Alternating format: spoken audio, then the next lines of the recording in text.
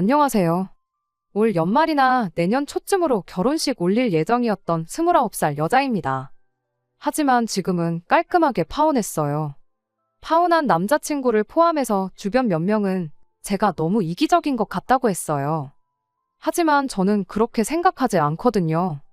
여러분들께서 제 이야기 들어보시고 정말 제가 이기적인 건지 한번 판단해 주시길 부탁드리겠습니다. 남자친구는 친하게 지내던 지인의 소개로 만나게 되었습니다. 남자친구도 그 지인과 친구 사이였고, 그렇다 보니 서로를 모르고 지내던 저랑 남자친구를 이어줬던 거예요. 연애를 시작했을 때 남자친구의 나이가 31살이었습니다. 연애는 횟수로만 치면 3년을 했어요. 남자친구가 결혼하고 싶다는 이야기는 연애 초반 때부터 나왔습니다. 연애 시작하고 첫 해를 넘기며 지나가는 듯이 이야기를 먼저 꺼내더라고요. 나도 이제 32이지 않냐. 연애도 연애지만 결혼 생각도 해야 할 나이다 하면서요. 그땐 그걸 당연히 청혼이라고 생각하진 않았어요. 하지만 그 덕에 저도 어느 정도 결혼을 염두에 두고 만남을 이어왔어요. 그런데 그 이후부터 남자친구가 본격적으로 결혼에 대한 굳은 의지를 내비치기 시작했습니다. 제가 이야기를 들어놓고 모른 척을 하는 건 줄 알았나 봐요. 레파토리는 맨 처음 말했던 것과 똑같았어요. 내 나이가 이제 벌써 32이다 어쩌고 저쩌고. 한국에서는 그 나이에 결혼하는 게 늦은 것도 아닌데 나이 타령하면서 조선시대 같았으면 벌써 애가 장가갈 나이다 이런 식으로 이야기를 하는 겁니다. 뭔 소리를 하고 싶어서 저렇게 나이 타령을 하는 건가 싶었는데 나중에 가서 하는 말이 하루빨리 결혼해서 자리 잡고 안정적으로 사는 모습 보여드려야지 부모님께 효도하는 거 아니겠냐 하는 거예요. 그래서 제가 단도직입적으로 남자친구한테 지금 나한테 청혼하는 거냐고 물어봤고 이렇게 얼렁뚱땅 청혼하는 거면 나는 못 들은 걸로 하겠다. 제대로 똑바로 준비해와라 했습니다. 뭐 요즘에 청혼 받으면 기본적으로 야경 끝내주는 호텔에서 명품 가방 선물 주면서 한다는데 그런 청혼 바래서 그런 건 아니에요. 그런 거 받으면 당연히 기분이야 좋겠지만 그런 것보다 더 중요한 것들이 있잖아요. 결혼을 하려면 꼭 알아야 할 현실적인 것들 말입니다. 결혼을 위해 어느 정도 준비되어 있는지, 앞으로는 어떻게 할 계획인지 같은 구체적인 이야기를 듣고 싶었어요. 심지어 결혼을 하자고 말을 꺼내는 사람이 고작 한다는 소리가 부모님께 걱정 끼치기 싫고 효도하고 싶어서 결혼하겠다라는 말이라면 그 이야기 듣고 결혼을 결심하는 사람이 세상 어디 있겠나요? 그런데 정말 더 충격적이었던 건 남자친구가 제 말을 듣고 나서 현재 자기 상황에 대해서 이야기를 해줬는데 모아놓은 돈이 1,500만 원이 전부였다는 사실이었습니다. 물론 결혼할 때 돈 얼마 가지고 온 것만 가지고 그 사람을 평가할 수 없다는 사실은 저도 잘 알고 있습니다. 하지만 당시 제 나이가 27살 때였는데 대기업도 아니고 평범한 일반 기업에서 사회생활 막 2년 된 햇병아리 사회초년생이었던 저도 당시 2천만 원이 넘는 저금을 가지고 있었어요. 그런데 저보다 5살 많은 남자친구가 결혼하자고 징징 노래를 불러싸던 그 남자친구가 당장 까놓고 보니 5,100만 원도 아니고 1,500만 원이 전부라고 하니 놀랄 노자 황당할 따름이었죠. 그래서 결혼이 그렇게 급한 상황이거든. 나 말고 다른 사람 만나라고 이야기했어요. 돈 얼마 때문에 이별을 하자는 속물이 되는 것 같아서 싫었지만 아무 준비도 없이 결혼을 하겠다고 드는 사람과 미래를 준비하는 것도 답이 없다고 생각했거든요. 제가 뭐 다른 사람들처럼 남자라면 모름지기 결혼할 때 집을 해와야 한다 그런 걸 바라는 건 아니었습니다. 하지만 결혼은 현실이잖아요. 성격 좋은 건 장점이긴 하지만 경제관념 없는 건 아무리 성격 좋다는 거 하나만 가지고 도무지 커버할 수가 없었거든요. 그런데 남자친구가 그럼 자기한테 시간을 좀 달라고 하더라고요. 앞으로 자기 통장에 1억 찍힐 때까지 열심히 저축하겠다. 그리고 나서 청혼을 하겠다. 뭐 이런 식으로요. 1억으로 서울에서 뭐 아무것도 못한다는 사람들이 많긴 했지만 저는 그 말을 믿어보기로 했어요. 어차피 로또라도 당첨되지 않는 한 짧은 시간 내로 남자친구가 그 돈을 만들 수 있는 방법은 없었고 그 사이에 정말 남자친구가 결혼 상대로는 글러먹은 사람이라는 걸 느끼게 되면 굳이 그 돈을 모을 때까지 기다릴 필요도 없이 헤어지면 되는 거라 생각했으니까요. 그리고 무엇보다 저는 당시 결혼 자체가 그렇게 급한 나이는 아니었으니 저한테는 문제될 게 없다고 생각했습니다. 오히려 남자친구가 진짜 1억을 모아오면 지금 당장 모아놓은 돈이 적을지라도 믿음직한 배우자감이 될 수 있을 거라고 생각도 했습니다. 당시 남자친구 연봉이 4천에서 5천 사이였는데 정말 숨만 쉬고 돈만 모은다고 해도 최소 2년은 넘게 걸리는 일이잖아요. 일반인이 허리띠 졸라매서 사는 경우라고 해도 남자친구가 1억을 모으는 데는 최소 3년 반 정도 걸리지 않겠나 생각을 했어요. 3년 반 내로 그걸 해내면 남자친구 나이가 35, 36 될 텐데 나쁠 거 없다 싶었네요. 32 나이까지 모아놓은 돈 한 푼 없는 거나 마찬가지인 무책임한 남자가 좋은 배우자감이 되겠다 생각한 건 그렇게 1년을 더 연애하고 나서였습니다. 원래 저랑 연애 시작할 당시에는 남자친구는 회사 근처에 원룸을 얻어서 거기서 생활 중이었는데 돈 모으겠다고 방 빼고 부모님 집으로 들어갔고 도시락 싸고 다니고 술, 담배도 다 끊어버리고 하면서 정말 미친 듯이 돈을 모았나 보더라고요. 1,500만 원밖에 없던 통장은 1년 만에 5천만 원이 넘는 금액이 찍혀 있었어요.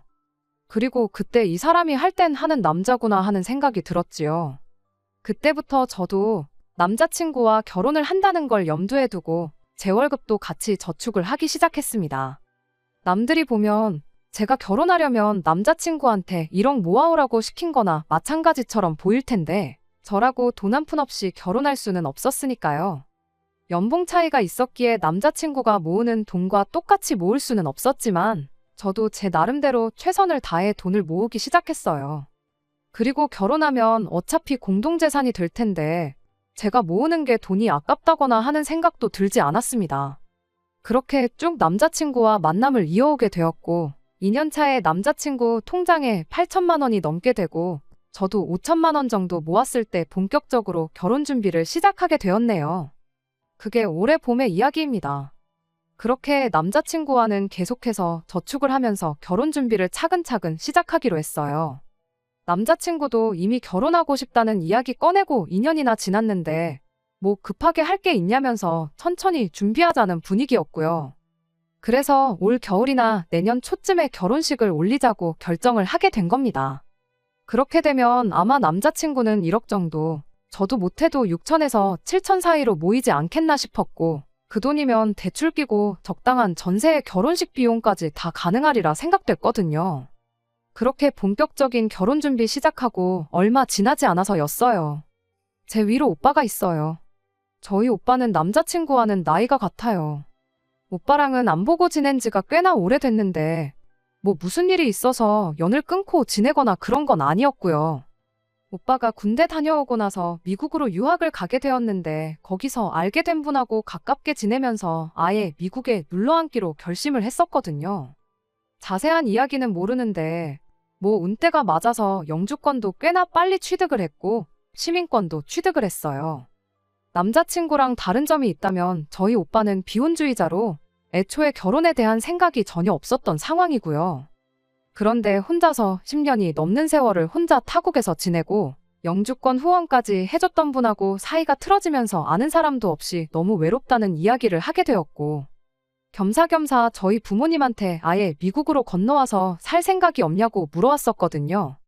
부모님은 다 늙어서 말도 안 통하는 나라에서 살 필요가 뭐가 있냐며 거절하셨던 걸로 알고 있었는데 아무래도 오빠가 너무 힘들어하다 보니 부모님이 결국 오빠가 있는 곳으로 이민을 가기로 결정을 하게 되었습니다. 오빠가 사는 지역도 교민들 수가 워낙에 많아서 이야기 들어보니 영어 한마디 못해도 한국 사람 사는데 아무런 문제도 없는 그런 동네라고 했기에 부모님도 그렇게 하기로 결정을 내리셨던 것 같아요. 거기에 이미 저 모르게 해서 초청이민 수속까지 다 받아놓은 상황이었더라고요. 저한테는 따로 말을 하지 못했던 건 외로워하는 오빠 때문에 저를 한국 땅에 혼자 남겨두는 거나 마찬가지였다 보니 어떻게 말을 꺼내야 할지 모르셨다는 것 같아요. 그 와중에 제가 남자친구와 본격적으로 결혼 준비를 시작했다 하니 당신들이 저를 두고 오빠한테 가더라도 제 곁에 저를 지켜줄 사람이 생기는 거나 마찬가지니 안심이 된다 하시면서 그제서야 저한테 이민 사실을 알려주신 거였고요. 원래는 제 결혼식이 끝나고 난 뒤에 떠날 생각이었는데 오빠가 당시 심적으로 너무 힘들어하던 상황이었으니 저희 부모님도 그걸 그냥 두고 볼 수는 없었던 것 같았습니다. 제 결혼식 땐 어차피 오빠도 한국에 와야 하니 일단 먼저 떠나시겠다고 하시더라고요. 대신 혼자 남을 저한테는 살고 계신 집을 증여해 주신다고 하셨고요. 사실 결혼 비용 때문에 고민하면서 가장 큰 문제가 신혼집 문제였는데 생각지도 못한 걸로 신혼집이 생겨버릴 거라고는 상상도 못했습니다. 그렇게 가장 큰 문제가 해결돼 버리니 저도 저지만 남자친구가 제일 좋아하더라고요. 원래는 빌라나 적당한 작은 전세로 시작하려고 했는데 신혼집 문제 완전히 해결돼 버리고 모자라다고 생각했던 돈이 여윳돈이 돼버린 거나 마찬가지였으니까요. 아무래도 부모님이 쭉 살아오신 집이라 집이 오래되기도 했고 해서 리모델링은 필수로 해야 하는 상황이었어요. 저도 다른 것도 아니고 신혼집인데 이참에 고치는 편이 더 좋겠다는 데에는 당연히 동의를 했고요. 남자친구가 모아놓은 돈으로 리모델링을 하고 나머지 혼수를 다 채워오기로 했습니다. 그래도 대충 견적내보니 돈이 남겠다는 생각이 들었고 남자친구는 그 돈과 제가 모아놓은 돈으로 외제차를 사자느니 어쩌자니 하는 이야기를 하더라고요. 남은 돈에 대해서는 천천히 생각해보자고 했어요. 집이 해결되면 맞벌이 하는데 돈 모으는 일은 순식간이라고 생각했고 그 돈으로 다른 곳에 투자를 하든 진짜 외제차를 사든 더 좋은 방법이 있을 거라 생각했으니까요. 예정대로 저희 부모님이 먼저 오빠가 있는 미국으로 떠나시게 되었고 지난달부터 본격적으로 혼수며 리모델링이며 결혼 전에 미리 준비해야 할 것들을 알아보기 시작했습니다. 리모델링 업체를 정한다고 여기저기 다니면서 견적내보고 비교하고 있다가 괜찮아 보이는 분을 만나 그 업체로 정하게 되었어요. 그리고 나서 이제 벽지며 바닥이며 자세한 내용에 대해 처음 상담을 받기로 한 날이었는데 남자친구가 그 자리에 자기 부모님을 데리고 왔더라고요. 업체는 제가 여기저기 다녀보면서 알아볼 거 다 알아보고 정한 건데 한다는 말이 제가 경험도 없고 그러니 괜히 눈탱이 맞을 수 있다고 도와주러 온 거라고 하더라고요. 저도 처음엔 조금 어이가 없긴 했지만 저희 부모님도 벌써 미국으로 떠난 상황이었다 보니 그래도 경험 많은 어른이 같이 있으면 도움이 되지 않겠나 하는 생각이 들어서 같이 업체에 방문을 하게 되었지요. 시작하자마자 남자친구 부모님이 도어락부터 인터폰 같은 건 돈 받지 말고 그냥 해달라고 하면서 업체 실장님하고 조율을 하기에 잘 데리고 왔다는 생각이었어요. 그런데 벽지랑 장판을 고르는 와중이었는데 안방에 들어갈 벽지랑 장판만 다른 걸로 하자고 하시면서 당신들 마음에 드는 걸로 고르시더라고요. 제 스타일도 아닌 걸 억지로 하라고 하시는데 이게 뭔가 싶었어요. 견적 다 내고 나서 같이 식사를 했는데 그때는 분위기상 넘어가긴 했는데 자꾸 안방 벽지랑 장판 이런 게 자꾸 마음에 걸리더라고요. 방 3개짜리 아파트긴 하지만 이러나 저러나 잠자는 시간 포함하면 하루 중에 집에서 가장 오랜 시간을 보내는 방인데 장판이랑 벽지가 제 마음에 안 들면 정이 안 갈 것 같아서요. 그래서 남자친구 부모님 같이 식사하는 자리에서 벽지랑 장판은 그냥 집 전체 똑같이 통일성 있게 해야겠다고 말을 꺼냈죠. 그런데 그 말을 듣더니 두 분 반응이 얘가 무슨 소리를 하냐 하는 반응이었습니다. 이어서 나온 말에 저는 어이를 상실하고 말았어요. 아니, 그때 이미 이 결혼은 끝장났구나 하는 생각을 갖게 되었습니다. 남자친구 부모님이 저한테 한다는 소리가 그 방은 자기들이 쓸 방이니 자기들이 고른 벽지와 장판을 그대로 써야 한다고 대답을 했으니까요. 다른 방도 아니고 신혼집 안방을 쓰겠다는 말이 뭔 소린가 싶었습니다.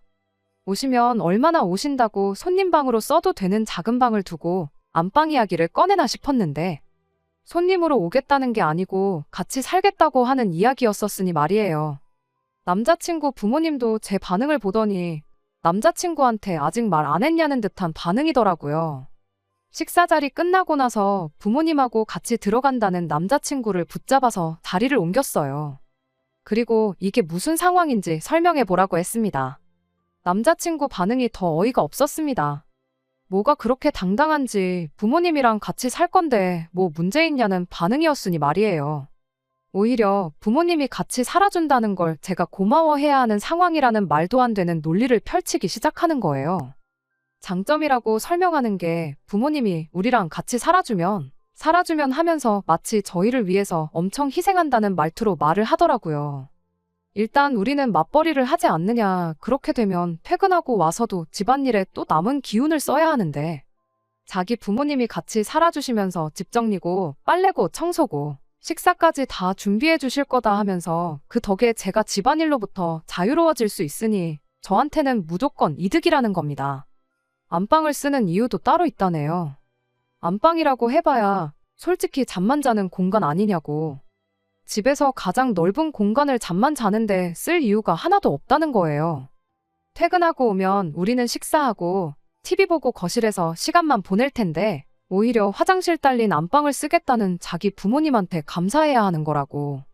괜히 생활동선이 맞물려서 오며 가며 마주치면 서로 불편하지 않겠냐고.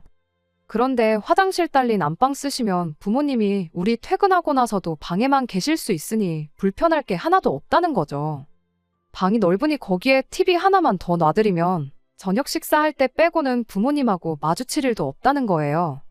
마지막으로 제가 남자친구 부모님한테 오히려 감사해야 한다는 이유를 듣고 결혼에 대해서 다시 생각해보자고 한마디 해버렸네요. 제 명의 집에 자기 부모님이 와서 사는 거니 이건 시집살이가 아니고 오히려 우리 부모님이 얹혀 사는 거라는 말도 안 되는 소리를 하더라고요.